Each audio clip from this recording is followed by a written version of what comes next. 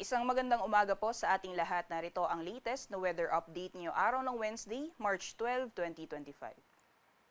Sa kasalukuyan po ay wala tayong binabantayan na low pressure area o bagyo sa loob at labas ng ating Philippine Area of Responsibility at patuloy lamang ang pag-iral ng easterlies, lalong-lalo na po dito sa may silangang bahagi ng ating bansa. Kung makikita po natin dito sa ating latest sa satellite animation, maaliwalas na panahon ang inaasahan po natin sa buong kalupaan. At kung may mga pag-ulan man ay dulot po ito ng mga isolated na thunderstorms na mas madalas nararanasan sa hapon o sa gabi.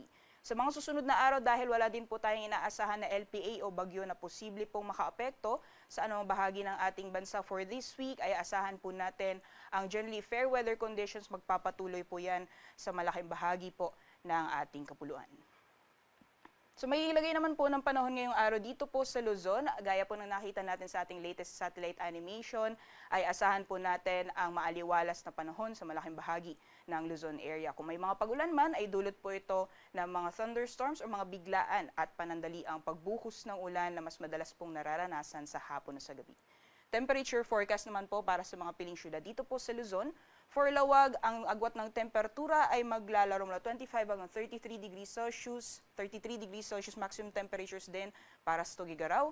Dito po sa Baguio, nasa 17 hanggang 26. For Metro Manila, maximum temperature sa abot ng 33 degrees Celsius. At para sa Tagaytay, gayon din sa Legazpi City, maximum temperatures po ay aabot ng 32 degrees Celsius ngayong araw.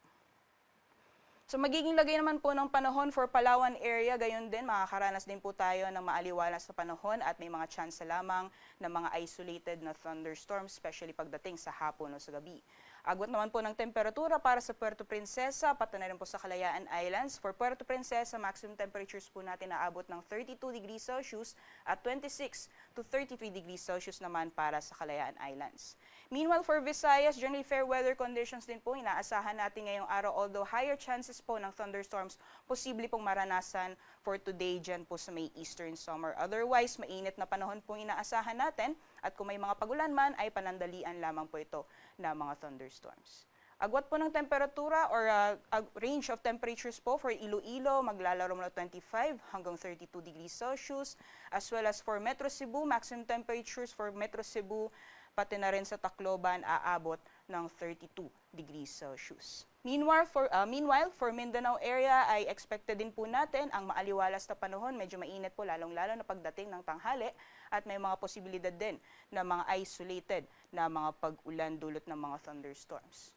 Temperature forecast naman po for Zamboanga, maximum temperatures po natin aabot ng 34 degrees Celsius. For Metro Davao, nasa 33 degrees Celsius maximum temperatures. And for Cagayan de Oro, agwat ng temperatura ay maglalaro mula 24 hanggang 31 degrees Celsius. Para naman po sa kalagayan ng ating karagatan, wala po tayong gale warning or babala sa matataas na mga pag-alon, kaya malaya pong mga kapalaot ang ating mga kababayan ngayong araw. Iba yung pag-ingat lamang po sa mga plano pumalaot sa silangang dagat baybayin ng Luzon, maaring maranasan pa rin po ang moderate to rough or katamtaman hanggang sa maalon na karagatan. Samantalang kahapon po yung heat index forecast or rather yung mga na-compute po natin na naitalang heat index dito po sa Metro Manila. For Metro Manila area naabot po ng 36 hanggang 39 degrees Celsius yung computed heat index. At yung pinakamataas naman po na itala sa buong bansa ay naranasan po sa San Jose, Occidental Mindoro na umabot ng 46 degrees Celsius. Sinusundan po yan ng Dagupan City, Pangasinan at 44 degrees Celsius.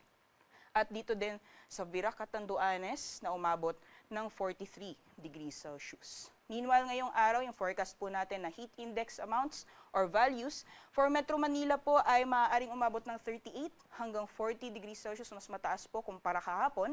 At yung pinakamataas naman po ngayong araw ay maaaring maranasan sa Dagupan City, Pangasinan na maaaring umabot ng 44 degrees Celsius.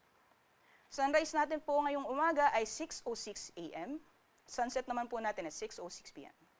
Para sa karagdagang impormasyon, bisitahin lamang po ang aming social media accounts at ang aming website, pag-asa.dust.gov.ph. Yan lamang po latest mula dito sa Pag-asa Weather Forecasting Center. Rhea Torres po, magandang umaga.